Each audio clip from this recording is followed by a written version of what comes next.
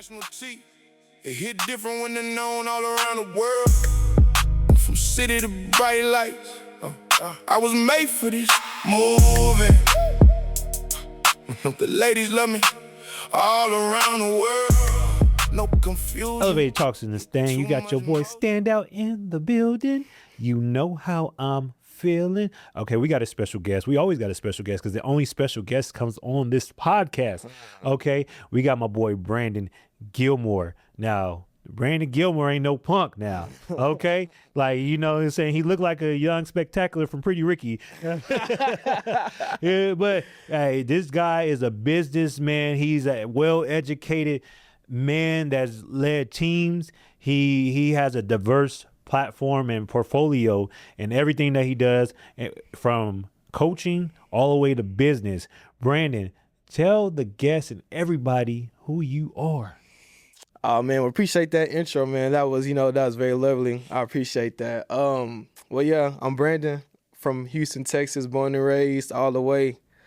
Like he said, college graduate, man of very multifaceted. I wear many hats, from coaching to business, music manager, all, just all type of things. Just, very well-rounded, very well-versed. Okay. Child of God, most importantly. Oh, okay. All right. I'm glad that you put that in. For sure, for sure. Yeah, God is the greatest. Oh, yeah. So I met you, I guess, in a defining moment of your life. Right. Because you were still finishing up school. I'm pretty sure you got more because I learned once you start school, you never really finish.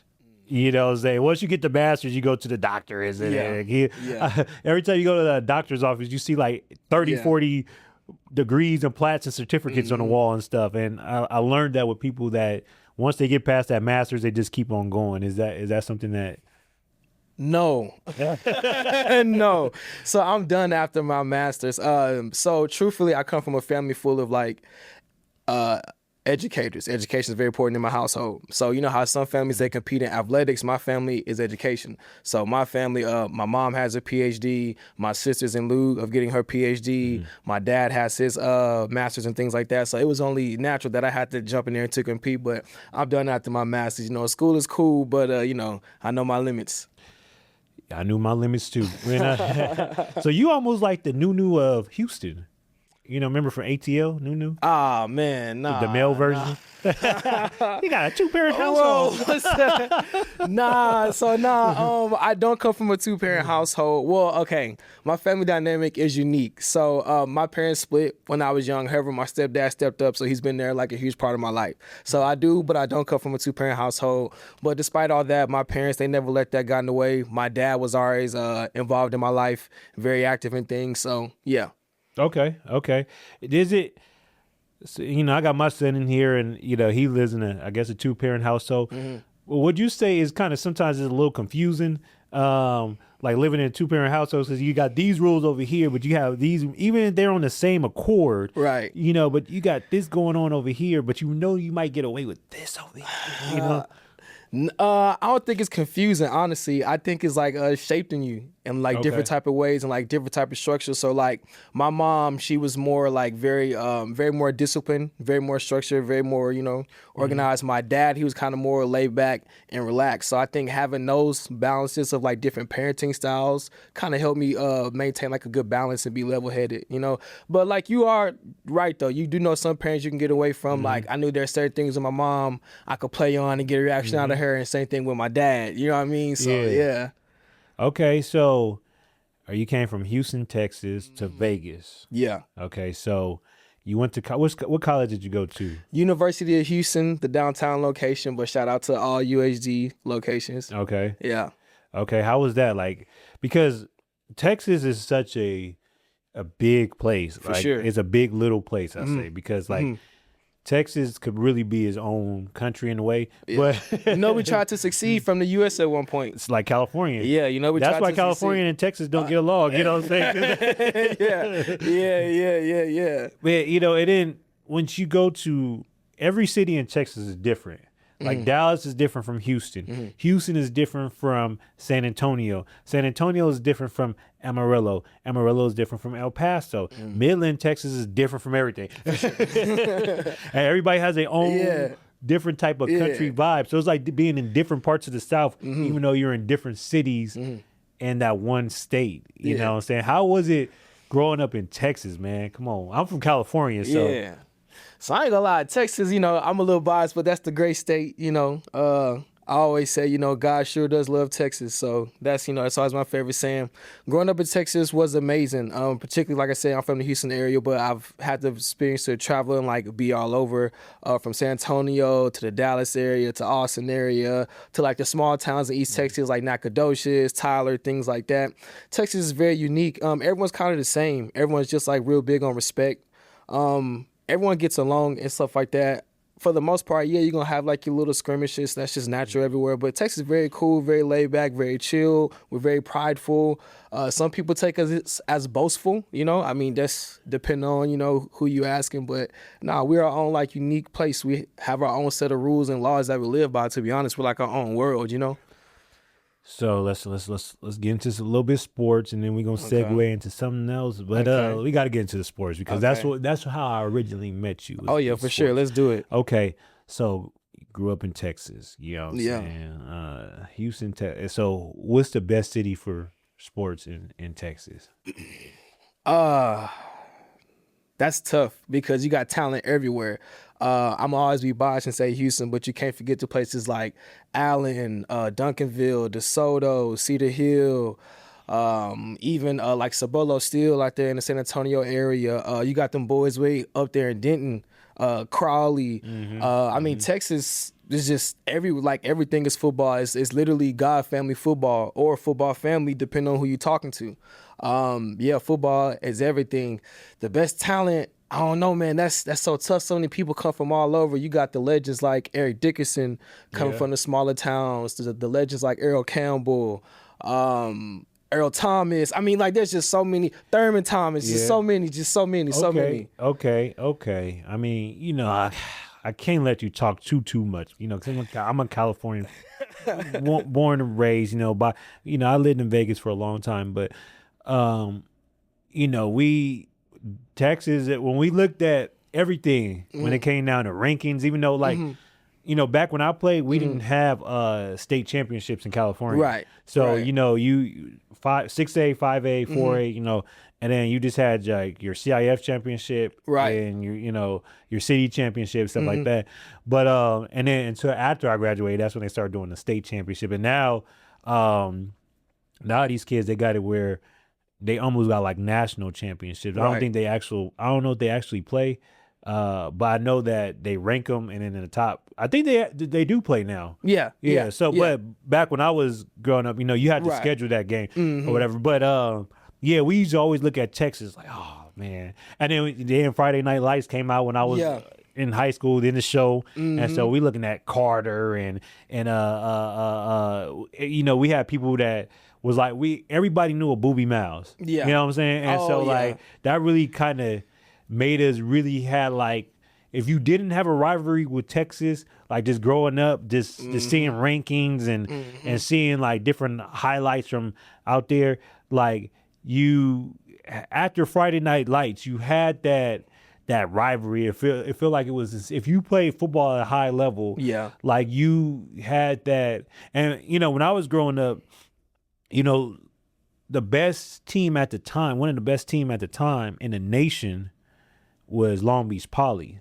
Oh yeah. And so then we had De La Salle, which was either 1 or 2. And then the other teams that was really messing with those two teams, like at a high level, was Bellevue and Washington and stuff like that. So we used to always clown my Texas buddies and stuff. You from Texas? I mean, I ain't gonna lie, y'all number 2 to California. I ain't gonna lie though, like much respect though. I mean, y'all got some ballers in California. So like, I know in my area, well, in my era when I was growing up, rather, the social media boom like really took off. So like that's when like we got to see things like a little more like deep dive. So like I remember growing up watching like the Mater Days, the St. John Bosco's, the place like, so you know y'all got the Long Beach Poly. So y'all definitely got some ballers out here in California. Growing up seeing people like Joe McKnight. Yeah, You know, I'm a little old, so like Dwayne Jarrett. Yeah. You know, I remember all those guys and stuff like that. Lindell White, Reggie Bush out of San Diego. So I mean, much respect to California. Y'all got some ballers and stuff like that you know came through. But you know, Texas, we always gonna be Texas. You know. I used to tell people like this: like, if you want the quarterbacks, come to California. That's what I used to. know. I used to I tell don't people. know. I used to tell people this: like, if you want the quarterbacks and like your quarterbacks, California. If you want anything on defense, Texas. If you want your running backs, I forgot. I think it was like Florida or something like that. I can't remember at the time. This is years ago. See, I think it just like depends because like that narrative is kind of changing now. So Yeah, like for sure. I think California has, I think they probably have the more like Hall of Fame QBs like Brady, Elway, Steve Young. You know, those just them three names alone right there is just, you know, hard to top. Texas, I know we have people like Drew Brees, Matthew Stafford, Patrick Mahomes, Kyler Murray. I believe Nick Foles is I don't know if he's from Texas, but I think he like spent some time in Texas and like things like that. So It's kind of hard too. Andrew Luck. It's kind of hard too because now most of these kids they transfer in between schools. So you don't really get to know exactly where they're from because you know they might have started at an IMG or they might have started at a school in their city, but by the time they're a sophomore or junior, they might be at Bishop Gorman or they might be at DeSoto. Right. They might be at St. Francis, Bosco. You know, because when I was growing up, Mater Dei and Bosco, they were good. Well, no, more so Mater Dei. Yeah, right. Mater Dei was good. They was always good, but they wasn't at the level that they're at now. Okay, same thing with Bosco. Bosco was cool, but like they were very beatable. You know, like most teams that we mentioned prior to, you know, like the Long Beach Potters would have ran mud holes. You know what I'm saying? Yeah. Crenshaw, Dorsey. That's the kind of teams that I played. You know, growing up in the city, and so I think now, you know, it's so hard to follow some of these states to say who really has those are breeding those true athletes because these kids might be in one state one minute and then the next thing they're in a different state and then by the time they get to college, by the time they get to college, just like the holdback thing, that's a business now. I've been reading and listening to a lot of things on that, and you being a coach and a leader and a person that's I would say a pillar to the younger athletes and even athletes around your age probably. Like how would you say the landscape is now? So I understand both sides of it. I understand like with the branding and NIL, I get why you want to build your brand up. So you have to put yourself in the best position to do so. But then because I've seen like before that era, if you're the best, they're gonna come find you like no matter where you're from. So like example, like he's a Texas legend, Jonathan Gray. He was from Aledo, Texas. Aledo, Texas is not like a huge town, right? But they were like a powerhouse when he was there. He helped put them on the map. You know, he was like the all-time leading rusher in Texas at one point. He might still be. But from there, he was able to like go to UT and he brought the spotlight to Aledo to where now they became a powerhouse and they're regularly get recruited out of places like that.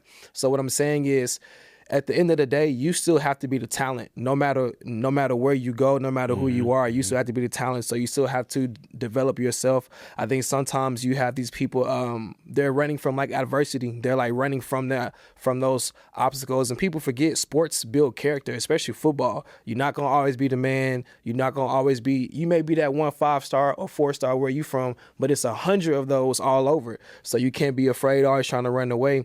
I think sometimes the parents may have the right intentions, but sometimes they go about it the wrong way as well, to where they're trying to pump their children to be such a big brand and this big self corporation that they forget to actually like develop the child's talent and do the things that got them there. Football comes first, you know? Yeah, I think we see that all the time, like on the field. Like you might get these a lot. This is the biggest problem that I run into is you'll get these parents that think that they pay for their child to play sport, and they got these coaches coaching their child. Or they put they might even put their child on the best team that might go to all these national tournaments or whatever, right? And they think that that's just enough, right? Because they pay their money to play this sport, and they go do all these nationals and they do all these fundraisers and stuff like that. But in reality, in order to get to that next level, because you got all these different adversities against you, right? You got the holdbacks, you got the way college, the way that they recruit college. Yeah, they don't even recruit the same. Like they go this. They go, if you're not a 4 or 5 star, they go transfers first. Yep. That's the number one thing. The transfers. Then you go your JCs. You know what I'm saying? And then they start pulling that your incoming freshmen or your high school kids or whatever, your high school recruiting or whatever the case may be. Then if you're a smaller college, you know that you only got so much time with this said player before he or she ends up transferring out. So, you know, the landscape is totally different, you know? And so I tell people like this, like in order to, it's more than just playing and loving this sport. Yeah. Like you got to be 110% invested into it. But that's life. Anything that you're passionate or anything that you have a purpose, that you feel there's a purpose in life, you should be 110% invested in it.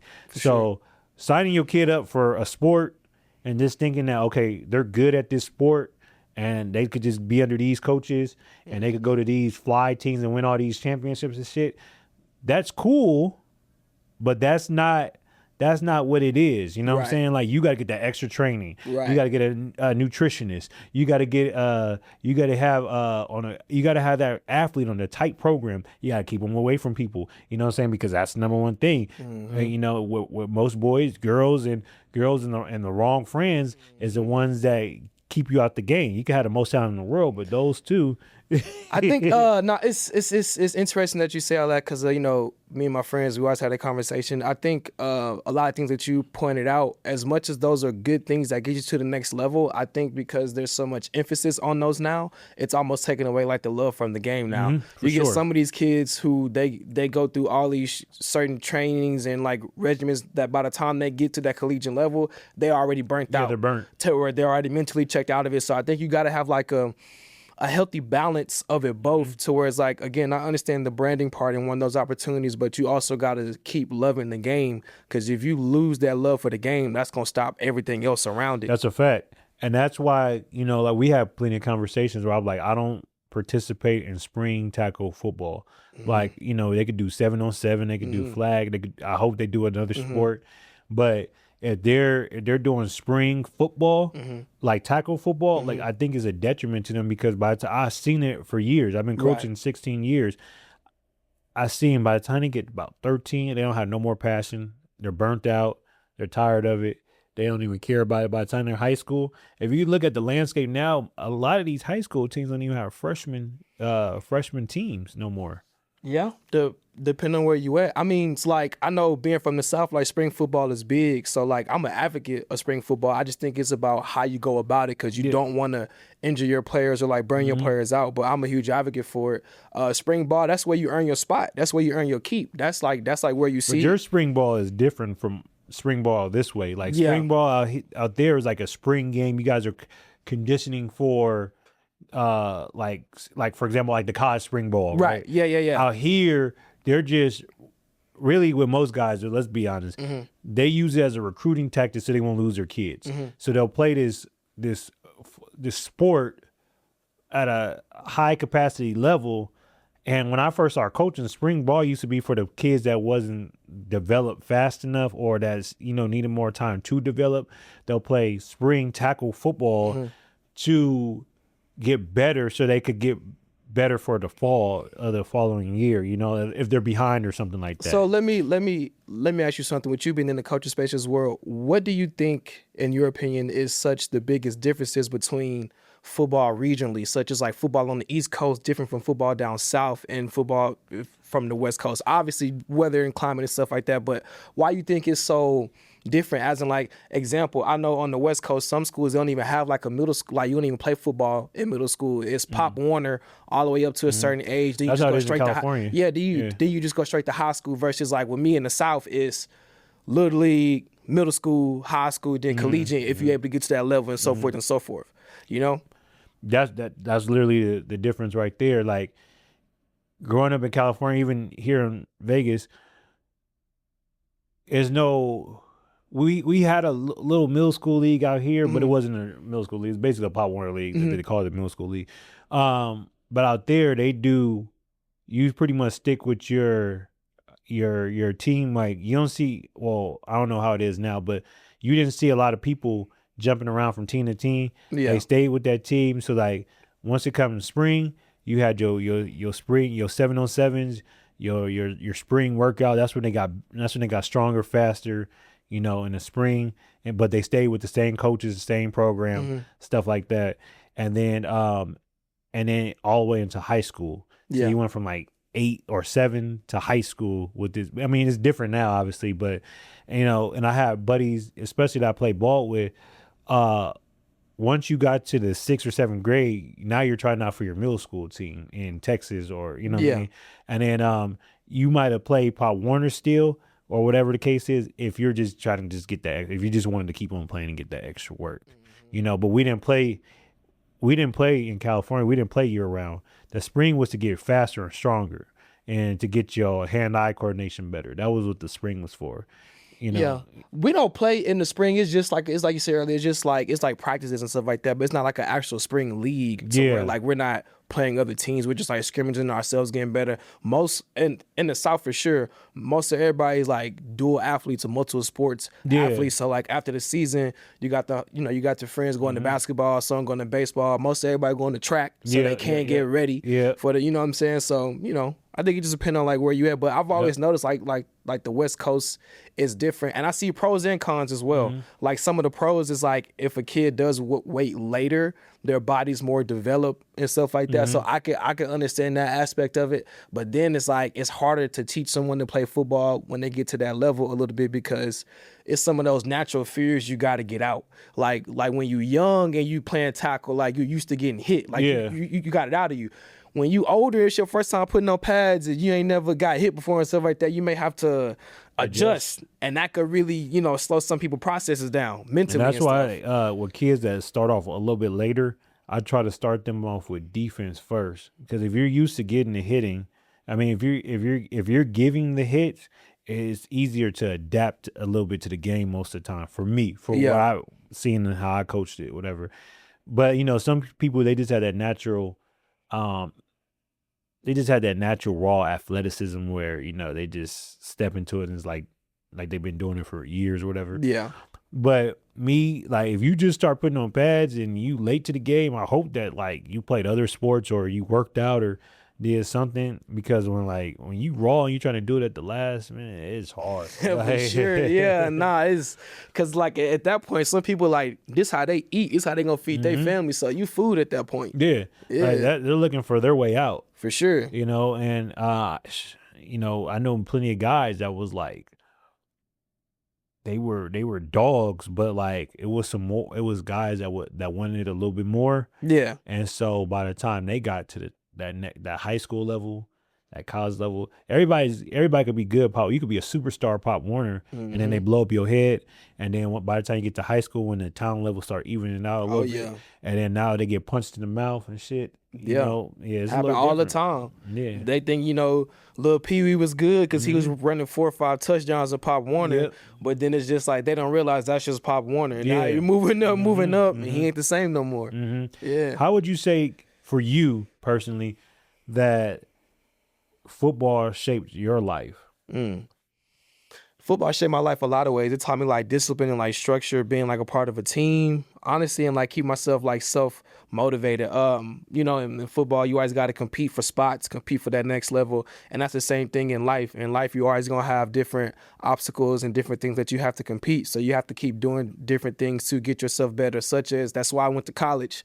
That was one of the things that I felt would help me go on the path that I was looking forward to in life. And I don't think school is for everybody. It's completely optional, but I just knew for me, the path that I wanted to go on, it was very essential that I get my education. And my mama told me I ain't had no choice really. So. Yeah. Well, moving that into the business aspect of things, because like you're real business driven, business savvy. And that's where one of your other major passions are. You're used to leading teams and I would say like having people under you, even if they're older than you, like you dive into that leadership role, so I would say like how did that football translated did football translate all that what I just said, did that translate from football or? Yeah, some of those building blocks and foundation did, because like in business, like you're still a team, right? So football helped me stay respectful of the team and like understand like leadership and understanding the totem pole. I wasn't always in leadership positions, so I had to learn how to play my position and like work my way up. Being on the team, there's going to be people older than you, going to be people younger than you, so you have to still learn how to be relatable and be like that glue in the middle. So for sure, football helped me with that a lot, especially with accepting feedback. That's one thing a lot of people have a hard time with in the business world is like it's taking feedback and criticism, because like sometimes you get very passionate about the things that you do, as you always should, but if you're not able to accept that feedback, then you're not going to be able to escalate and get better, which is like coaching in football. If you're not willing to be coachable, then how are you going to keep getting better and reach that next level? Right. Yeah. So I would think that people a lot of times they want to know how, and I would think the fans would probably want to know too, like being that you're probably most of the time the youngest person in the room at maybe a level that's higher than other people, how are you able to lead these teams? How are you able to go into rooms and work in diverse places, and how are you able to drive a team a certain way? So I'm a lead by example type of guy, meaning I'm never going to ask you to do something that you never seen me do over and over and over. But before we even get to that part and, leadership styles, I'm a human being first and foremost. So I always like make sure I greet the room when I walk in, just present myself as the person that I am. And most importantly, like finding those things to get people to buy in. The best thing that it was explained to me when I was growing up in my career, everyone has a why. And you have to find out the why and what makes them tick, right? So everyone has a different type of why. Like for me, my personal why is being a good example, more so for my family. I have a younger brother. He's in the military and stuff. Shout out Lee. I have my brother. So like, Shout out Lee. Yeah, no, right. Shout out Lee. So when I was growing up, I took great pride in having a younger brother. So for me, it was always like, my why was making sure I'm setting a good example for my brother so he doesn't fall down the wrong path and things and stuff like that. So me wanting to be that role model for him always kind of kept myself with that self accountability, if that makes sense. That sounds good, great. But like, let's get to the bottom of this. Like, the people really want to know, can you make tough decisions? You know what I'm saying? Like, are you able to make tough decisions and stuff like that? Because like, you said like stuff that you would do, but can you make those tough decisions, especially when your back is against the wall? Yeah, if you can't make those tough decisions, then you're in the wrong place. It's just like with football. I played a position. I was a safety. So in football, when you're in safety, everything is on you. Regardless whatever success come hell or high water, everything fall on your shoulders. So if you can't take that pressure, then you shouldn't be in that position. Same thing on the business side, or even just like on leadership roles. If you can't make those tough decisions, then you shouldn't do it. I've had to fire people in certain positions that's been there longer than me, which wasn't easy because you're thinking about like, oh man, how am I affecting someone's family? But those are the things that you can't dwell on too much. That's where you got to have the balance between the business and the person, because at the end of the day, business still got to get done. So we talk a lot of business, and we got a lot of stuff behind the scenes that we spoke about and stuff like that. Brewing in the pots. Yeah, brewing in the pot, you know, you know what I'm saying? And so you just went viral not too long ago with Iceman. Yeah. You know, shout out to that. You know, everybody's seeing you on the internet. They said, wait a second, is that Brandon? Yeah. Like, how was that? And what came up out of that? You know, because they say sometimes a conversation is worth more than $1 million. You know what I'm saying? So this part I'm excited to talk about because this is where being a student of the game come from, right?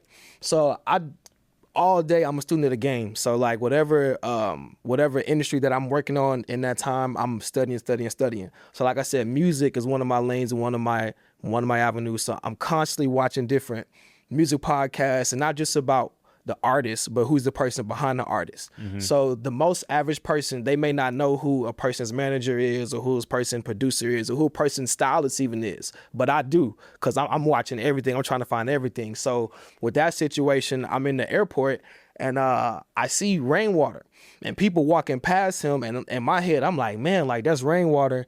And I sat down and I was like, all right, like, you know, I don't want to be no groupie. I'm going to just chill. But then after that second, I was like, nah, bro. You may not get another opportunity to meet someone in this position. So why would you not put yourself in this position? And this also comes with, you know, having faith, because it's just like, you know, whenever you manifest things and you put them out there on the God and stuff, you may not know the timetable of when it's going to happen, but you have to believe that it's going to happen. So in that moment right there, it was just like, now I prayed for my opportunity in any shape or form. So this could have been an opportunity right here. Even if it wasn't, I still had to just take that shot and risk. So I walked up to him and I introduced myself. I would say, hey, Mr. Rainwater, how you doing?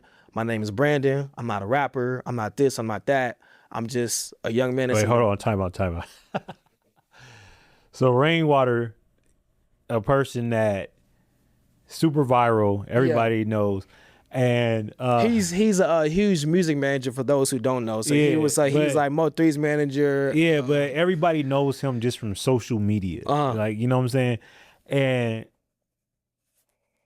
I ain't gonna lie, I would have judged you. I'd have been like, man, this motherfucker about to sell me a CD. he about to come ask me for he about to come ask me for this. Yeah. I'm Rainwater. Like you want me to be your manager type deal, you know what I'm saying? That's what I would have thought. Especially I would have thought at first, man, this boy band pretty Ricky, pretty Ricky here. You know what I'm saying? It's 5 a.m. It's 5 in the airport. Now you got about 2 more of them jokes before I start roasting. You got about 2 more of them jokes. Wait a minute.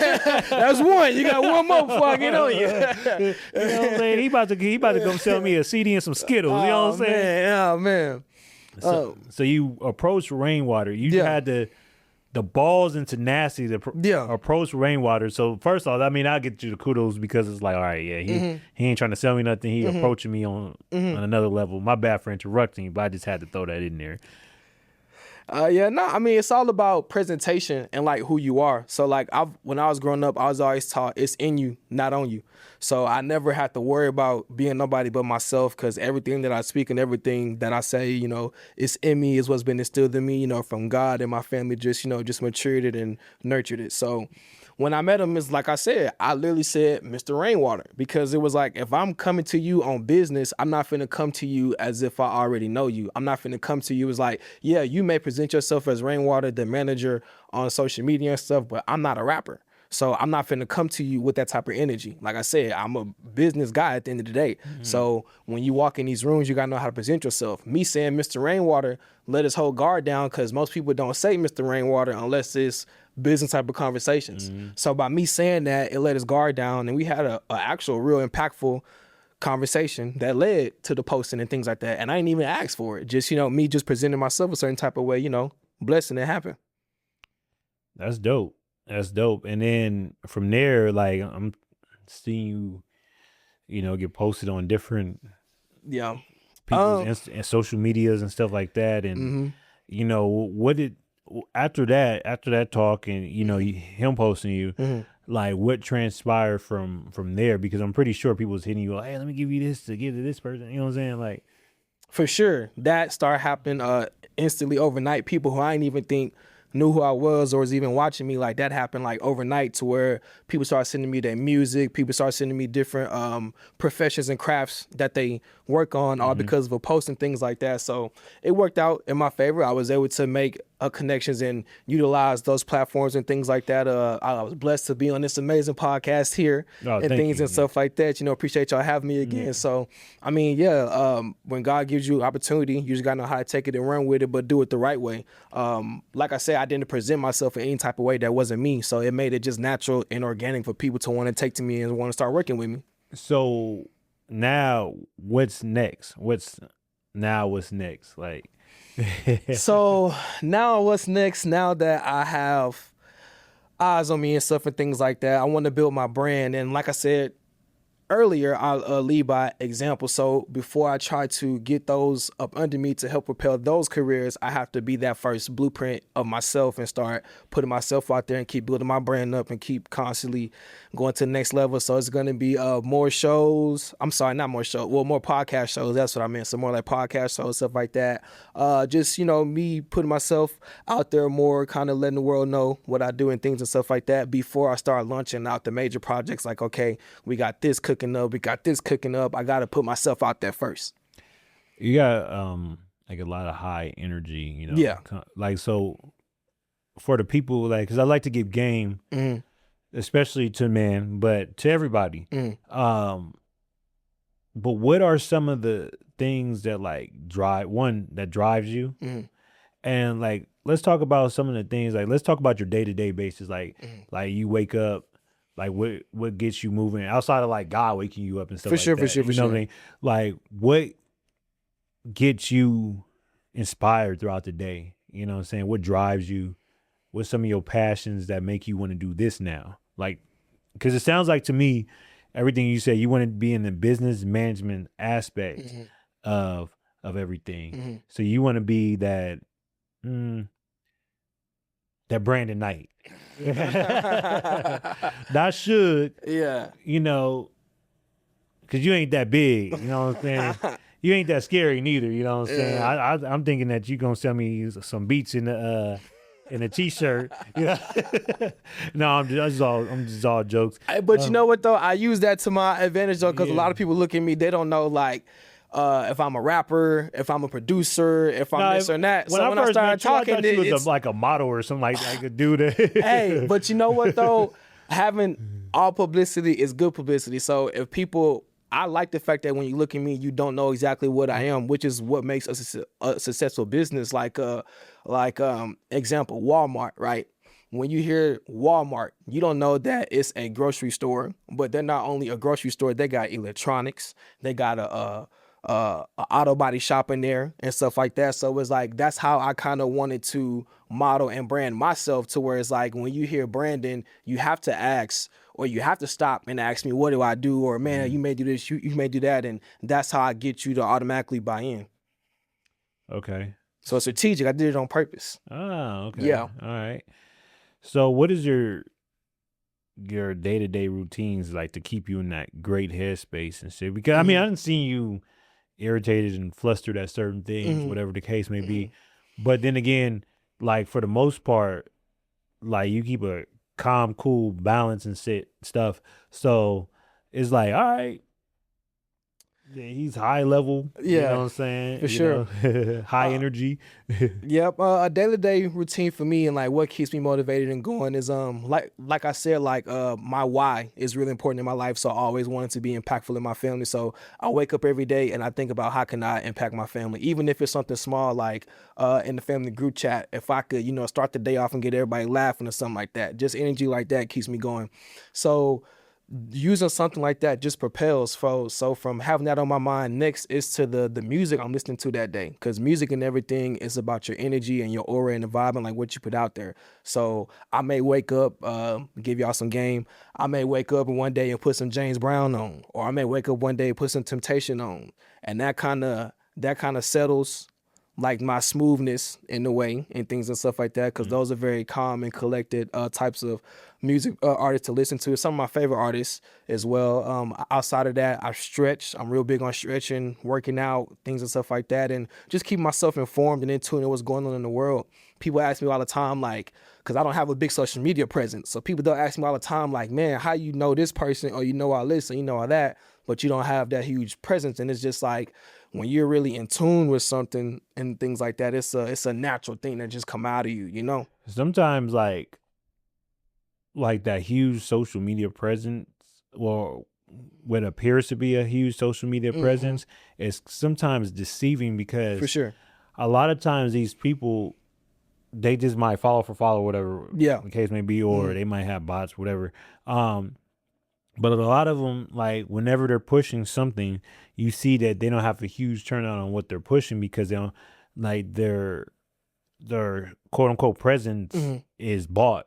You know what I'm saying? Or it's not real. They don't have those real people behind them. They can't call and ask for a favor, or they can't call and ask for, hey, can you do this, open the door for this, blah, blah, blah, or hook my boy up with that, hook my homegirl with this. Nah, they might just, sometimes we get deceived by all these numbers, these big numbers, and For sure. and what the limelight, what it looks like on social media, or whatever the case may be. But in reality, it'd be like totally opposite. Like, I know somebody, they had like 1.2 million followers, on Instagram. They can all be fake. Yeah, bro. Like, I was like, all right, well, let's do some business stuff like that. It was some behind the scenes stuff, and like they basically had nobody to show up for them. They didn't even have the bread like that. You know what I'm saying? So it's like, it looks good, from a standpoint of people just looking at, oh, this person got all these followers and stuff like that. But then in reality, they had no person to call when we were really trying to sit down and put this business stuff together, But then I knew people that don't have a huge presence. They might have 300 friends, maybe 5 at the most, you know what I'm saying? But like, they could call 1 million different people, and those people would show up, or those people would spin, and those people would, oh, okay, I'm gonna introduce T over here, and you're gonna talk to this person, you're gonna talk to that person, you're gonna talk to this person, you're gonna go from here, blah, blah, blah, you know what I'm saying? And so a lot of times, all this stuff is deceiving. Just like, remember MTV Cribs? Right. MTV Cribs and True Life and all that stuff, all that reality TV. Pimp My Ride. Pimp My Ride. Yeah. Even Housewives of, Hello. What's the little dating show? What's it called? Like Knicks or something like that? Oh, yeah. One like that. They go look in your room and see it. Yeah, they know Room Raiders. Hey, yeah. I'm showing my age right now. Okay. Since we here, 5 shows that you wanted to be on or whatever, when you were growing up. It could be any shows, or movies. All right. That you wanted to be on. All right. That you later found out that it was probably some bullshit. Oh, okay. I don't know if I found out that it was, some rubbish, but I do got some shows that I want to be on growing up. My fault, I'm hitting the mic. I'm so excited. Yeah. So the first one, the Bernie Mac show. Man, I love the Bernie Mac show as a kid growing up. I would have been on that. I ain't gonna lie. I would have wanted to be the cousin that beat up Jordan, though. You know what I'm saying? Because he was a little annoying. Yeah. So I would have been. But everybody had a cousin like Jordan. Yeah, hey, I had, man, preaching to the choir, bro. Yeah. So I wanted to be the cousin that beat up Jordan. Second, I want to be on My Wife and Kids. My Wife and Kids. Okay, yeah. I feel like Junior was extra lame. You know what I'm saying? Junior. Yeah, like he was very much so on the spectrum. Yeah, so I wanted to be on that show. What's another show? I ain't gonna lie, I know it's a little bit before my time, but Living Single. Living Single. Yeah, okay. I wanted to be on Living Single. You I would feel have like dated I Mass would, Teen or what? Man, I feel like I would have been live on that show. I wanted to be on Living Single. Definitely would have wanted to be on Martin. Okay. For sure would have wanted to be on Martin. My shorty, she watched Martin every night before she go to bed. Man, I'm telling you, man, Martin classic. Gotta love Martin. And then the last one, man, it's probably gonna trip you up, but because my last name, I would have wanted to been on the Gilmore Girls.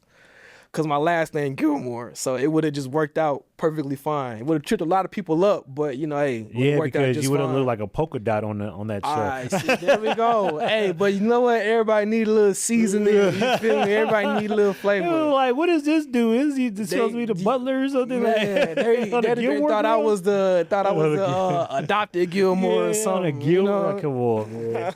I think I used to like. So I grew up,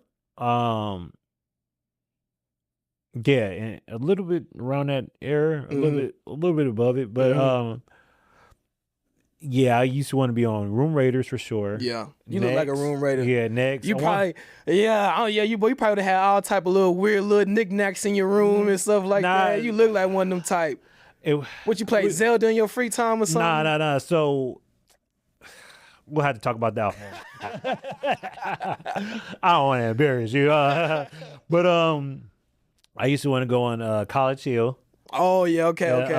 Real World. Yeah, you look like one of them real world type. Hey, my name T, y'all. Yeah, so my game, especially like in high school and after, I was like that cool, smooth dude that just like was trying to get the girls and stuff. You know what I'm saying? So you wasn't one of them where my hug here type of brothers. Nah, that's too thirsty. I'm gonna say because them lane where my hug. I used to want to be like, well, I was, but on the show, I would want to be the guy that snatched the girls that the guy was trying to do that to. Okay. So like, if that guy was trying to do that to those girls, like, and he's like, "Oh, this is cringe. He's creepy." Yeah. Man, I don't know why he's like that, man. You know, like. So you wanted them? What's your problem, bro? Nah, you wanted them type of. Nah, not Captain Save-A-Ho, right in the middle though. Not Captain Save-A-Ho, but right in the middle, like. Yeah. Oh, that's lame, brother. You know what I'm saying? Like, just follow me. You know what I'm saying? Type deal.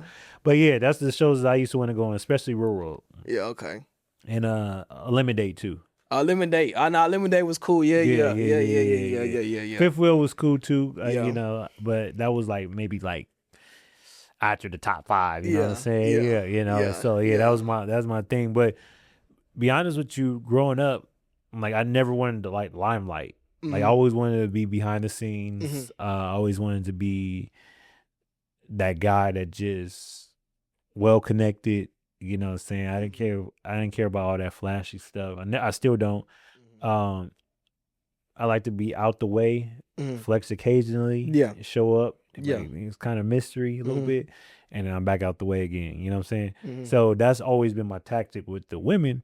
Was like I'm not super flamboyant, right? You know, and I'm not trying to prove you that I'm Mr. Tough Guy. Like we could prove that, but what do we need to prove that for? Right. You know what I'm saying? When the proof is already in the pudding. For sure. You know what I'm saying? So like I was just always too cool for school. You know what I'm saying? Like I'm just cool, calm, collected, smell good, you know, dress fitted, you know, out the way, you know, didn't want too much. Even when I played football, like I had guys I played with in high school, even when I played arena football, they was always going for the big hits, you know, trying to get the interceptions, trying to, you know, have the drip and stuff like that. I came out looking cool, whatever.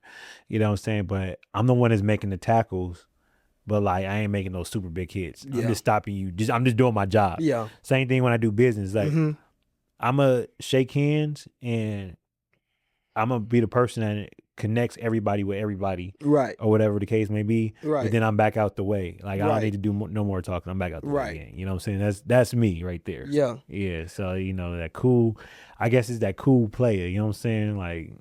Yeah, and I can definitely see that. That's like definitely your vibe and your aura. I feel like I'm the same way in a way because with wanting to be in the career field that I'm in, you can't want to be selfish and hard the spotlight. You know, you don't want to be. You know how some managers they may have artists up under their belt, but it's all about the manager and like not the artist. I never been that type of guy. Growing up, I always sucked at basketball, so I could never play basketball, but I like watching it. So growing up, I would be like a huge like Rajon Rondo fan and things and stuff like that, right? So Rondo, I was a huge Rondo fan because yeah, he didn't score all the buckets, but if you wasn't a real basketball head or fan, you didn't know the team didn't flow without Rondo. Or shit, at one point in time, Rondo was. Is it? Yeah, he was that. Yeah, arguably the best point guard in the league for sure. So it's like, he's actually one of my favorite point guards. My ultimate favorite point guard is Magic Johnson. But even the same way, I like facilitating and I like making everybody else feel good. I'm okay with people not knowing who I am, as long as the people who feeling good know that I helped them in some shape, way, or form, even if it's a small token or whatever. That's why you kind of play safety. Exactly. Think about it. Like the safety, is really like the last line of defense. 100%. You know what I'm saying? So the safety could either make or break your team, but at the same time, like the safety's not gonna get the most glamorized, you know, that quarterback, receiver, running back, and then you got your linebackers or corners, and then the safety. You know what I'm saying? I'm okay with that though, because you also know that, hey, it's 3rd and 5. I need my guy to come make a play. So you know you're gonna call your safety, That's hey, come get in the box or come do, you know what I'm saying? So like we seen it. Wait, I'm glad that you said that, because we seen it this season coaching, right? Yep. So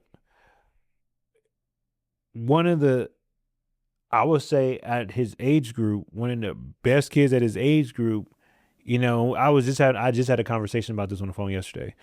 We had him playing in a linebacker spot, you know, in all the noise and traffic. But what we learned is like nobody could defend the field like he could. So he put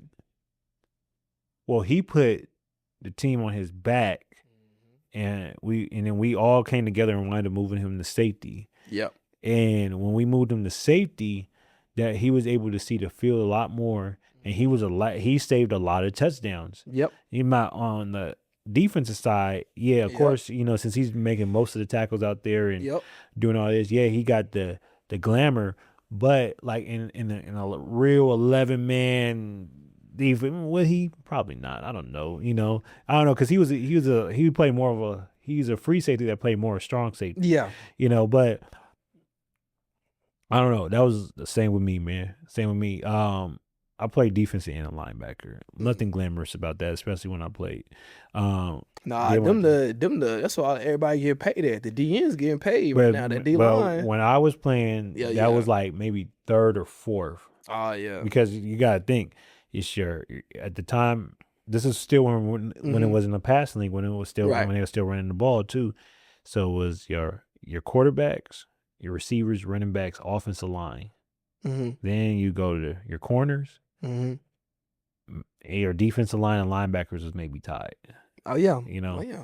So like I just set up, did my job, and you know, I had a passion of doing it, and I wanted in my mind, it was like, if I'm doing my job, then that means we winning. You know what I'm saying? We gonna win by any means necessary. I'm playing my part for us to win. You know what I'm saying? Yeah. Same thing with coaching this year. Like when all the turmoil went down and we wind up coming all together as one, you know, being on one team, I'm just here so we could get this championship. You know what I'm saying? Like, you know, I take a backseat role because I was groomed that way. You know what I'm saying? I take the backseat role because I don't have an ego. You know? It also takes a certain type of level of just natural humility to want to be like that, because like a lot of people, they have that natural desire to want to be the spotlight, want to be the guy, want to be the person, want to be the person in front of the camera all the time and stuff like that. And that's cool. Some people have the natural ability for that, or some people, they really desire that. So cool, like go get that. But a lot of people, like we was talking about earlier, the people behind the scenes that make things flow, that's what people lose the value on, and they forget the whole aspect of. That's what I think that we should kind of start putting like a more focus back on. Like example, we don't have no more LA Reeds coming up. No, we don't. We don't have no more Barry Gordy's. Shout out Barry Gordy. I was a huge Barry Gordy fan growing up, and I'm saying that like I'm born in the 40s and stuff like that. But you have an old soul, but that's good. That just goes to show you like the student of the game. So like we don't have no more like Barry Gordy's and things like that growing up, because everyone now wants to be Michael Jackson, or everyone now wants to be Prince, or just so forth and so forth. So for me, it's like I want to be era of the new Berry Gordy's that's ushering that talent and putting people connected. And I don't want it just to be on one side. I want it to be in every aspect that I do. I always want to be that big connection piece. I don't need to be the spotlight. You don't even got to tell people that you got this opportunity or anything like before me. You don't even have to acknowledge that you got something because of me, because that's not what I do it for. I generally just have the desire to want to help and connect people any way that I can, because it's just like, I don't know, I'm just wired that way. Just like I went back to earlier, I grew up watching Rondo, so I think making the live assist is way better than any jump shot or any layup I could do myself, you know? Yeah. Are you real big on music, like real big, like to the point where like, are you an album listener or are you a song listener? I'm an album listener, but I was able to have two different sets of ears because I grew up old school music, but I got to see the new era of music come about to where you gotta listen to more singles and more fast food than albums. So I got two sets of ears for both. Let's play a game. Okay. Play a game. We're gonna do. You're building a group that basically is 5 people in this group. They basically is a soundtrack of your life. Okay. So you have, it could be the 5 within that 5. It could be a group. It could be, you know what I'm saying? Okay. It could, but 5. So pick 5 artists as like the soundtrack of my life. Yes. Okay. And then we'll go, and then after that we'll go the soundtracks of your life. Okay. The actual soundtracks of your life. Okay. So if I had to pick 5 artists, that's like the soundtracks of my life. 5 artists. James Brown. I'm gonna say number 1. I gotta say James Brown. That's my favorite musician, my favorite artist of all time. I feel like he really embodies sonically the struggles of like what a man is to be in American society. So definitely James Brown, number 1. Number 2, I ain't gonna lie to you, Kurt Franklin. I'm a huge Kurt Franklin fan. Oh, we coached with Kurt Franklin. Yeah, for real? Yeah, Kurt Franklin. Yeah, Dave. Oh, you out of line, bro. God gonna get you playing now. You out of line. Yeah. Nah, I ain't gonna lie. I'm a huge Kurt Franklin fan. Growing up in the church and stuff like that. I even went to a Kurt Franklin concert when I was a kid. So yeah, huge Kurt Franklin fan. So James Brown, Kurt Franklin, Shaka Khan. Love me some Shaka Khan, man. Love me some Shaka Khan. I think that's where like kind of like some of my calmness comes from, because you got to have a good balance. So definitely Shaka Khan. Outside of Shaka Khan, I ain't gonna lie, we're gonna get a little new school with it. ESTG. Okay. I'm gonna throw some ESTG in there, cause hey. Sometimes you just you feel me. You know what I'm saying? So throw some ESTG in there, and then one more. Okay, I ain't gonna lie, it's gonna be like a tie for me, cause like dang. All right, let me get 6, cause like I can't leave this person out. All right, so I gotta throw Pac in there. Okay. I gotta throw Pac in there. And then 6 for me, I ain't gonna lie, like I'm from Houston. I love my city. So I gotta say Zero or Sauce Walker. I got to, because them like I'm talking about for the city. When I was growing up, it's kind of funny because like I never thought I mess with Sauce Walker heavy like music. Sauce Walker the truth. Yeah, I'm gonna say it again. Sauce Walker the truth. I think he's almost like kind of like, and I'm not correlating both of them together, but he's kind of like almost like a Ray J, like his antics and how he be on sometimes on social media. Like you don't know if you could take him serious or not, right? And then, but when you listen to his music, the same thing with like for me, like Kodak. Like I like Kodak's music. You know what I'm saying? Like, and remember when I told you about how when you was like, I don't know if you a rapper, producer, whatever, and that's why I talk about strategically knowing how to brand yourself. Sauce Walker learned how to brand himself as a multifaceted business, to where it's like what you just said. It works perfect for his business, because you don't know what you're gonna get from Sauce Walker, but that's the brilliance and the idea of how he branded himself to where he could do everything, to where now he could rap, he could stream, he got multiple businesses all throughout Houston. So that's the beauty of it. Sauce Walker, I want to say like I'll say 2019. Yeah. See, he been a legend in Houston before he blew up at Sauce Walker. Like everybody know about the incident at TSU and stuff like that. So like before he was Sauce Walker, he was really known as A-Walk in the city. So if you was really from Houston or really from certain type of towns, like you really knew him as A-Walk. And I'm not saying I knew him personally because I don't. I never met him in my life. But I'm just saying like being from Houston, he's had that big of an impact. It's just like somebody who from California, particularly Los Angeles, rest in peace Nipsey Hussle, someone who's from that area and they got to really like grow up seeing Nip, even though you may not have met him, you remember seeing certain stuff growing up. That was me. I mean, I met him, but like that was me. Like I grew up seeing every stage of Nip, you know what I'm saying? Same thing with, a lot of other artists. But yes, I definitely get what you're saying with that one because I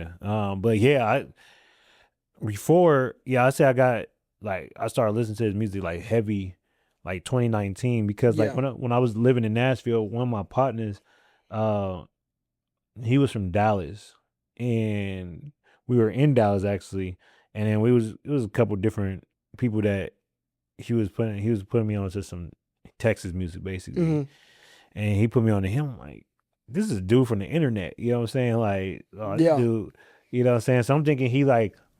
At the time, I'm thinking he like somebody like Tekashi or somebody like that. You know what I'm saying?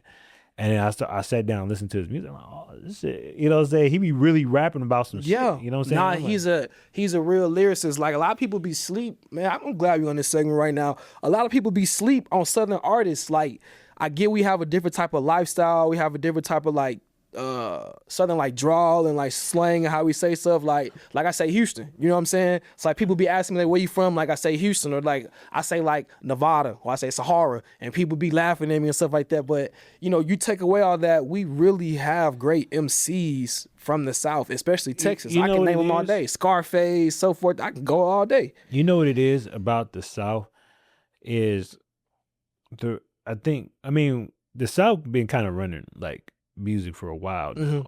But at the same time, you know why sometimes people kind of sleep on it a little bit because there's too many different pockets of the South. You know what I'm saying? Because think about it. You got Texas is a whole different lane from Atlanta, but they're all considered the South.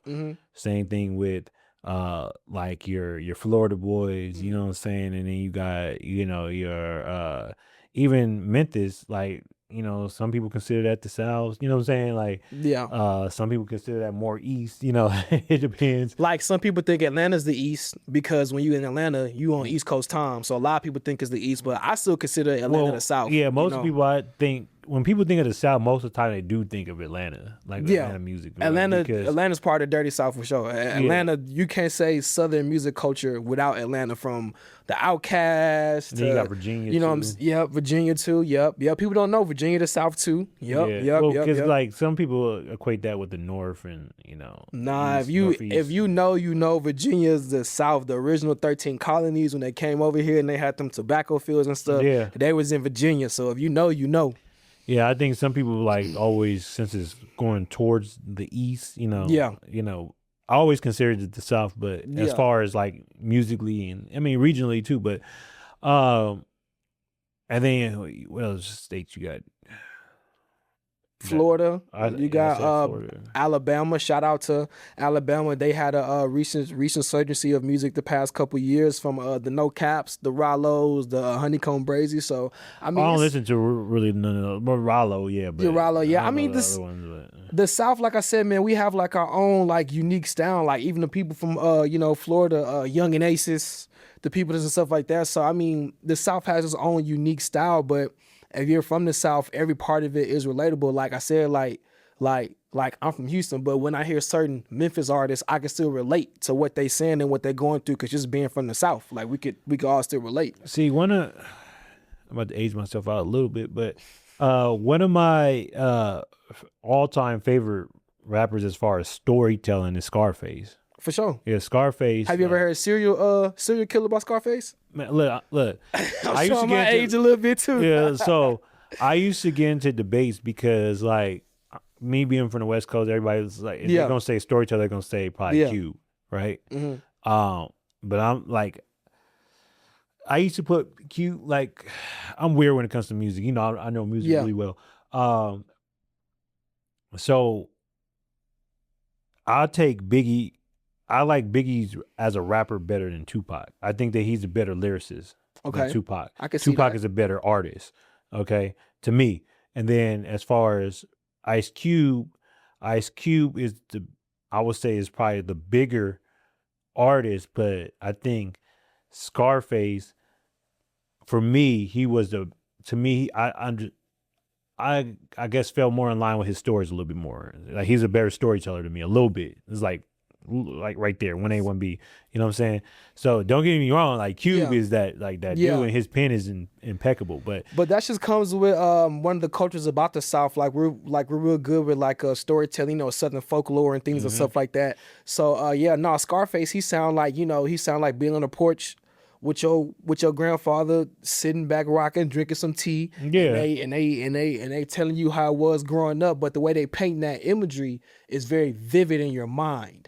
So Scarface, he's as far as like storytelling, and to me, he's one of the, if I had to name, I'm glad we're on this topic too. So let's go and put it out there. So top 5 rappers from Texas all time. We talking all genres and stuff. I mean all eras, not just my era. So I'm not gonna be biased. So number 1, you got to go Scarface. Number 1, you got to go Scarface for what he did for Texas. Number 2, I ain't gonna lie, you gotta put like Pimp C in there. You gotta put Pimp C in there. Sauce Walker. You cannot downplay what Sauce Walker has done. He's been like the face of the new resurgence of Texas. Houston in particular. Zero, gotta throw Zero in there. And then that 5th one, man, that's tough. It could be a lot because you could put Lil Kiki, you could put Slim Thug, you could put Lil Flip. Like it's a lot of great Texas legends that you could put. Bushwick Bill, Willie D. I mean, but It's a that's the lot of Ghetto Boys. legends. Like most of the time when you put Bushwick Bill and Willie D and all them together, like you gotta, like most of the time everybody puts them as a group. Yeah, true, but I mean, even some of the real fans know when like they briefly had their little split and stuff like that and stuff. Briefly? Like Nah. well, like back in the day. Shit, they was split when they was together. Shit. But like I said, man, the real ones know, there was a group, but like you gotta have special ears because like Willie D was really that dude. Like Willie D could really spit. You know what I'm saying? For real. I think Willie D could spit, but like at the time when he was rapping, and I watch his podcast too sometimes. Yeah. Sometimes he just gets a little bit too, but I think really he was in a time where it was just a lot of great rappers out at that time. So it's like it was hard to. Cause he was out in the same era, your Pacs, your Biggies, But I got a question to that though. Okay. Do you think rap was really good because the music was good, or do you think the secrecy of raps still was hidden, so certain stuff wasn't out yet? Because social media wasn't really big like that during the 90s. So like there was most of the 90s, I'm glad we could talk about it. A lot of people don't know the 90s was the biggest era of the studio gangsters. Not saying no names, but That's true. The 90s was the biggest era of the studio gangsters, and I think all the studio gangsters created some of the real gangsters that we have in today's rap because they was looking up to these fake gangsters thinking it was real when in reality it wasn't. Like I'm a Pac fan, so I'm never going, you know what I'm saying? But we all know Pac wasn't really, like that. he wasn't really like that. But I'm a huge Pac fan though. I ain't gonna never downplay it. It's other rappers back from those eras to where it was just like they knew how to make it sound. So that's why it appealed. Like Biggie, he was kind of the exception because he was really a street dude. So that's why when he can make a song like the 10 Crack Commandments and people can respond to it much better because it sounds very authentic versus Tupac, he couldn't make no street song because he really wasn't from the streets like that, but he can make a song like Brenda's Got a Baby. He can make a song like that to where it brings like social awareness to certain issues. You know what I'm saying? Yeah. Well, I mean, people, they felt that. I mean, in a certain point in time, like I say, the rebranding of Pac towards the later years of his life, they probably thought he was a gangster until they really, unless they really knew him or they really seen him later on.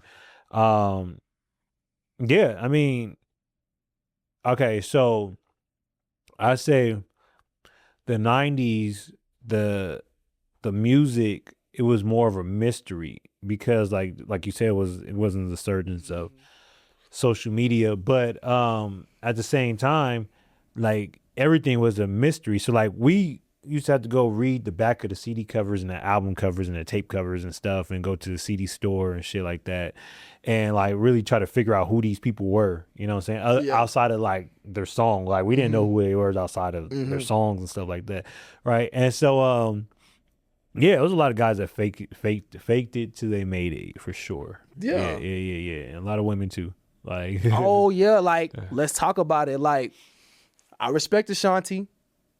I think Ashanti's dope. But I think when you compare her to the women like of her era, your Brandys, your Monicas, your Beyoncés, you know what I'm saying? Like, she didn't have, I don't think she had the full package as those artists did. Like, she couldn't really entertain. She could hold a note a little bit, but she couldn't really like entertain and like do all what they could do. She was signed to some great producers. Murder Inc. And that's what I'm trying to say. You know, Irv Gotti, Chris Gotti, you know, rest in peace to one of the brothers that passed away. But they had like a good like business acumen with Ashanti to where it was like, if you notice, most of her songs, they're all samples from hits from a little bit before her, and she just was able to sample them to where it got you to appeal, but it made you still feel like this was her song. Like, what's that song? See, my days are gone without you. Whatever. That's a whole sample, but she was able to put her own twist on it to where you don't recognize the sample when you first hear it. You just think of Ashanti's version. That's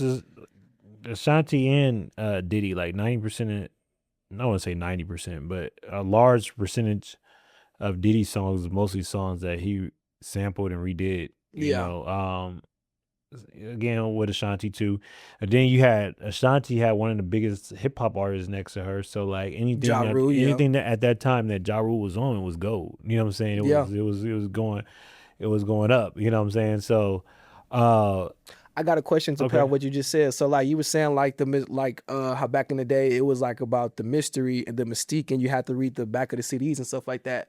With now, what do you think artists have to have? Because that sense of mystery is like gone now. So now it's not just about the music. I have my own opinion about it, but what do you now think an artist has to have in addition to with good music or quality music? Now people want to see you. They don't want the mystery. Exactly. But I would rather them have the mystery. Like, for example, like, even though we know how Paul's big Drake is, like, he don't, at one point, he wasn't dropping every year like the average artist was. You know what I'm saying? He was dropping every 2-3 years. You know what I'm saying? So, like, you couldn't wait because you knew the wait for 3 years or 2 to 3 years was worth it. So that was a whole build up. Yeah, I mean now too, but I mean he just came off that shit with Kendrick and this, that. So, but we knew the whole mystique of waiting, you know, the build up, I say. And Drake wasn't always outside like that. It was like certain eras of Drake, he wasn't outside all the time. Right. You know what I'm saying? And so people, when he became to that level, people like that built up the fans even more because now they're waiting. Like same thing with like a Kanye or whatever, right? Like Kanye wasn't dropping super frequent. So like now the build up to his shit, even if it was good or bad to people, it was still like, damn, it's Kanye. Oh my God, I can't wait. You know what I'm saying? Yeah. And he said, I like how Pusha T do it. Pusha T drops like every 3 to 4 years. And like every album, I never heard of maybe one bad album from Pusha T. I'm finna get you with this though. So it's all about like knowing your audience. Like example, Tupac, right? When he was doing his thing, it was feasible for him to make a lot of music and be all in your face like that because at that time he was hot. It was good for him to do that. With an artist like let me think of someone like on the more modern time with someone like 21 Savage, right? 21 Savage makes great music.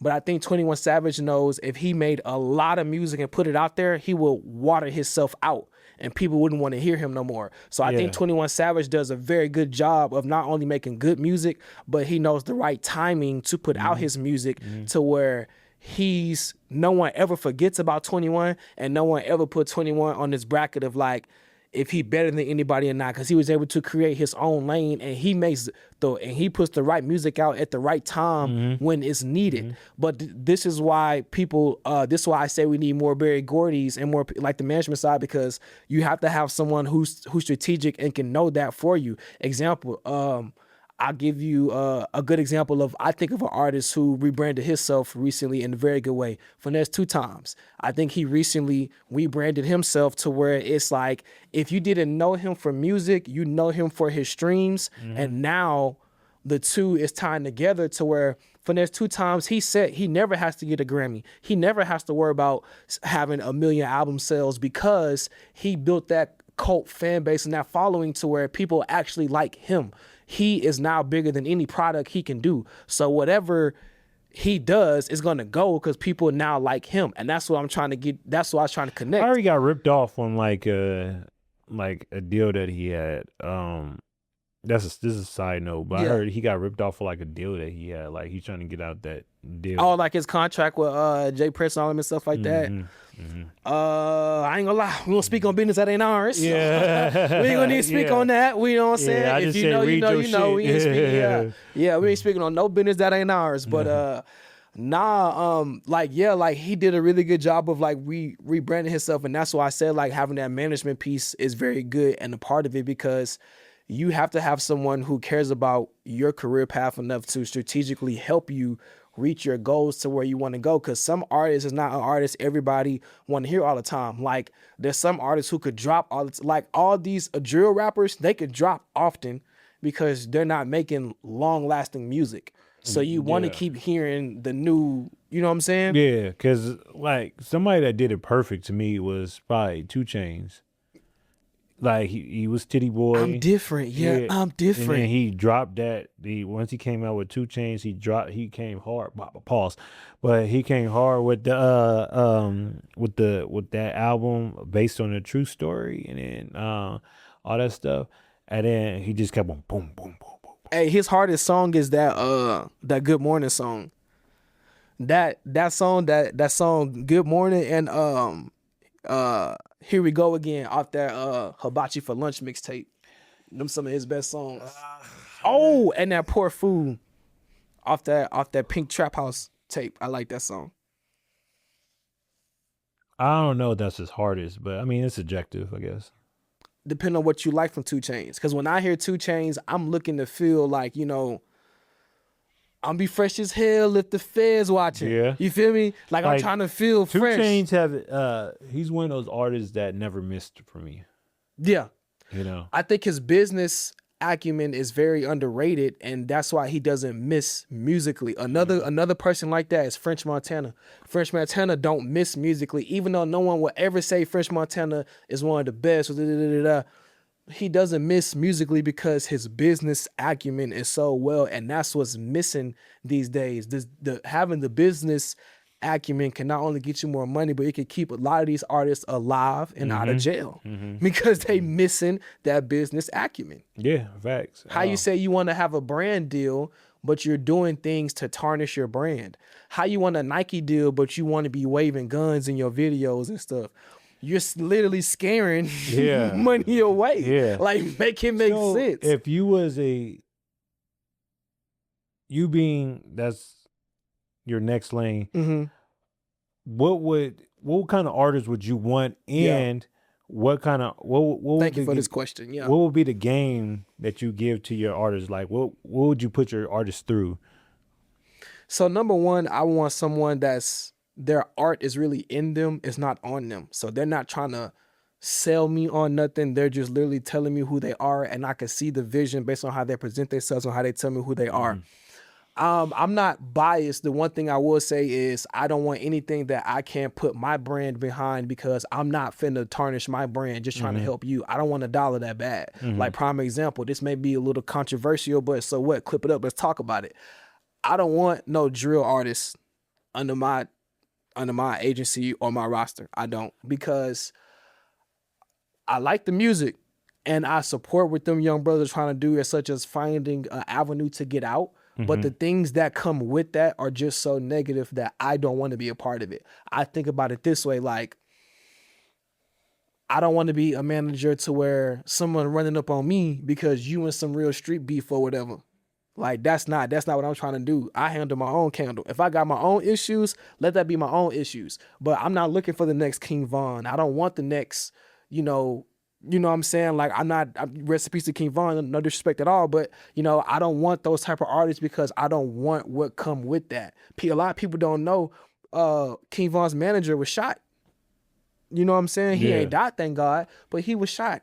Look at, even though I supported Mo3 and I was a fan of his music, but the type of energy that he put out, that caused, Rainwater to, get in some troubles along the way and stuff like that. So with me thinking about the brand and the business, I don't want to have that. I'm looking for talents like Juice WRLDs and stuff like that. I'm looking for, Ken Demans. I'm looking for, Ed Sheeran's, I'm looking for Ian's. I'm looking for, even if you are a street artist, I'm okay with that. But it's about how you present yourself and how you carry yourself. Like Sauce Walker, he a street artist. He may say and do whatever, but how he present his stuff, he's very relatable to where you feel comfortable being around what they got going on. Or someone like Chief Keef, yeah, he from where he from, but he don't walk around with that. So you okay with being around someone like that, But yeah, I'm for music wise, I want all type of talent. I want to find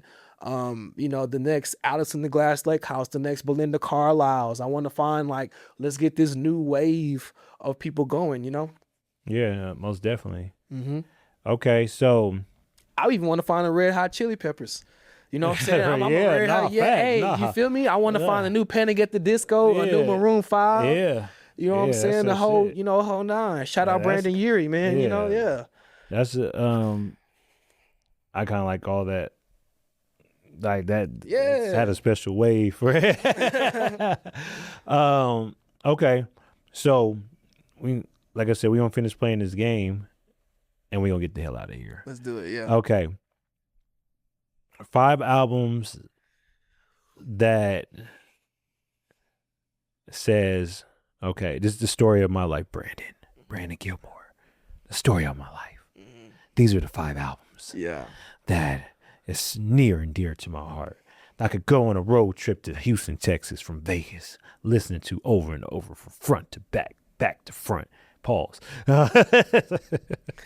All right. So the Riding Dirty UGK album, number 1. The Let's Get Lifted album, John Legend. His first album, the last one. Yeah, the Let's Get Lifted album.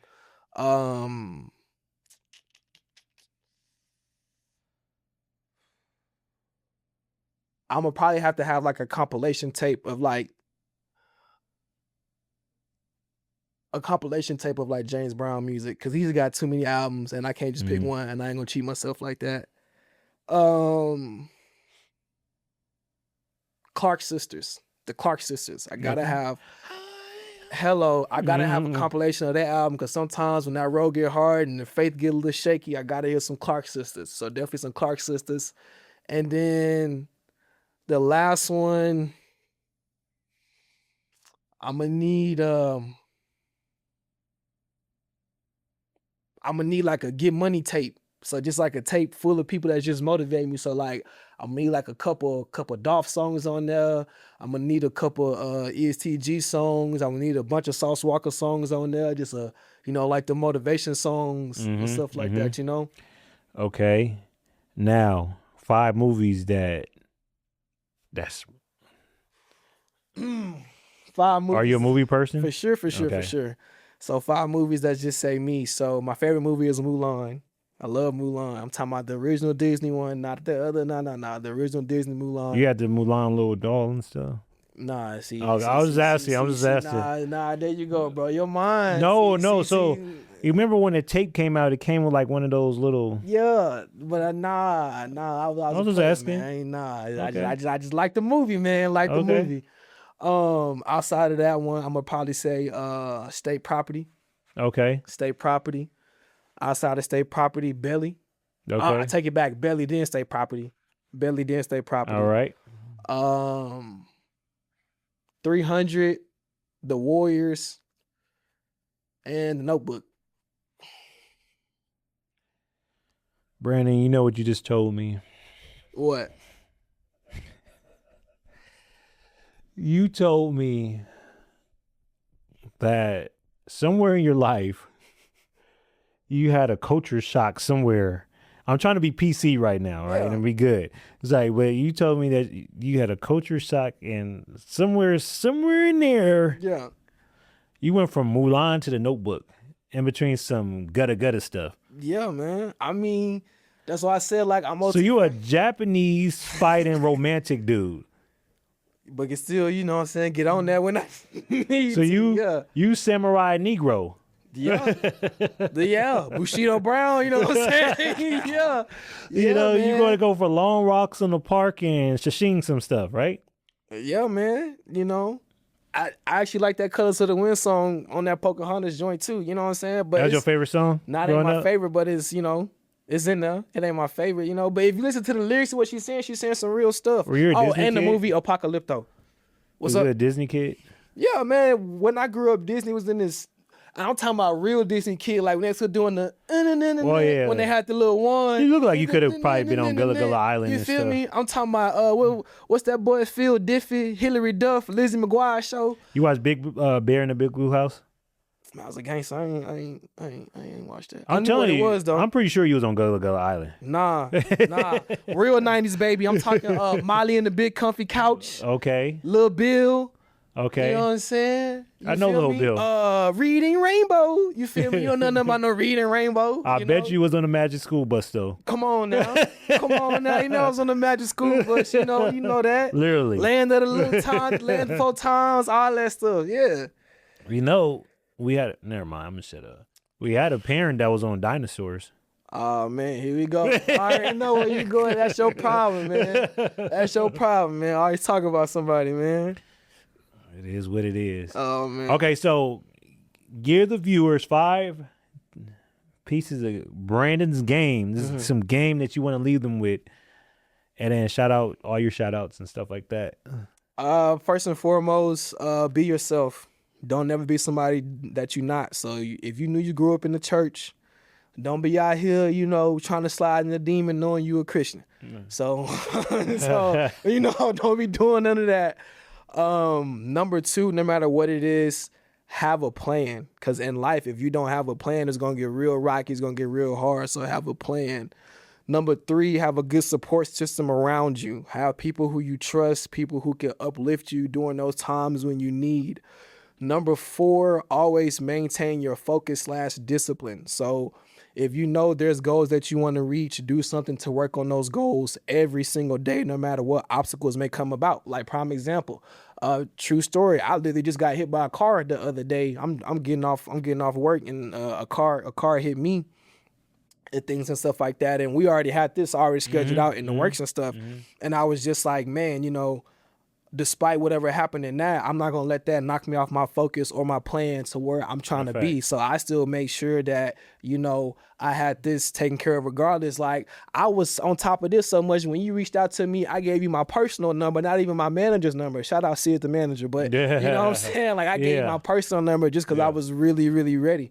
And then, lastly, enjoy the small things. Well, enjoy the things in life that matters to you. So like I'm real big on family. So I always try to make sure that like I take time and spend time with my family, because at the end of the day, I could do all the things that I do. I'm always traveling. I'm always doing all type of things. I could do all these things, but I'm not doing this for me. I'm doing this for my family. I want to leave things behind for my family and stuff. I want them to be able to have businesses or just the resources to do whatever that they want to do in life. If this was just about me, I probably would try to be a rapper. Now I'm playing. I'm playing. But yeah, it's you know, never been about me. And them the 5 things I want people to know, to leave with. And lastly, as far as my shout outs, first most importantly, thank you for reaching out and stuff like that and having me on your platform. You don't know this, but I've been a huge fan for quite some time. So Appreciation. You know what I'm saying? Appreciate you. This is like, you know, this like me getting my little 15 minutes right now. So, you know, I appreciate that. Yeah, you mother, you're right. You know, appreciate that. Shout out to Lee, my brother all the way in Japan right now. Shout out to my brother, you know, fighting for our freedoms. Appreciate that. Shout out to all my people back in Houston. Shout out to all my family. Stay tuned. Shout out my boy Big Bub coming on the way. He got some things going on in his side, you know, very young underground Houston street legend that's about to come out. So, you know, y'all watch out for that and stuff like that. And yeah, shout out to the 1% family. 1%. Shout out to my 1% family, you know what I'm saying? Where the real ballers at, you know what I'm saying? Shout out to my boy Tone, you know. Yeah, man, my boy Dave, everybody, man. Right Marcel. Yeah. Hey, man.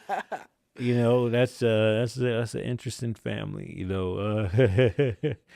And they dysfunctional, but you know, it is what it is. What is a family without a little bit of dysfunction, right? Oh yeah. Oh, and one more. Can't forget my boy Timmy C. Shout out my boy Timmy C.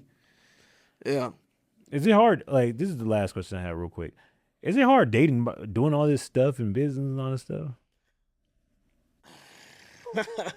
Is it hard? Nah, man. You know, I got a special lady in my life. You know, we ain't gonna speak on that too much, but I got a special lady in my life. You know, yeah, for real. Shout out to her. She keep me focused and stuff like that and stuff. So, like, nah, man, it's not hard. I think it just depends on who you are. Like, if I wanted to be this, like, example, like, I never wanted to be the spotlight, 100 cars, 50 girls. I never wanted to be that type of guy. So, like, just because I'm around those things, it doesn't influence me or it don't move me. Like you know, I'm still going to church and stuff like that. You know what I'm saying? So that you like that stuff don't, you know what I'm saying? And you know, I'm not now had I was like real young and naive and my spirit wasn't right and I was a lustful young man, for sure, this lifestyle probably would have took me over, because man, I done seen stuff at 18, 19 that people don't even see today. Lord, he needs some holy water. You know what I'm saying? So nah, it for sure would have took me under had I got exposed to certain things at that time. But nah, I've had the ability to learn and mature and go through real life things. So nah, this stuff don't faze me, man. That's good. And on that note, man, shout out everybody. You know, Elevated Talkz, the Elevated One Network thing. You know, you guys got us. We always have to shout out the studio. You got to, you know, because where can you get this quality from? Like, I'll just be honest. Like, you know, Outbox Media, man, where can you get this? Shout out to Outbox Media for having me. Elevated Talkz. It's like we was just saying. People don't know. If you don't know the people behind the scenes that's making all the thing go, like, what good is it knowing the captain if you don't know who driving the ship, man? You know feel what I'm me? saying? You feel what me? Good is it knowing what good is it knowing the flight attendant if you don't know the pilot? Yeah. You know, you gotta know who really making stuff go, man. You know, make things shake and move. You know what I'm saying? Shout out Outbox Media again, man. And wherever you out here in Vegas, hey, this is a place to be, man. Elevated Talkz. Yeah. And on that note, we out. Peace. Same grin, new angles. I don't chase what they do. I just turn heads, stay faithful. Motion boy, go chain. One glance and it's trouble.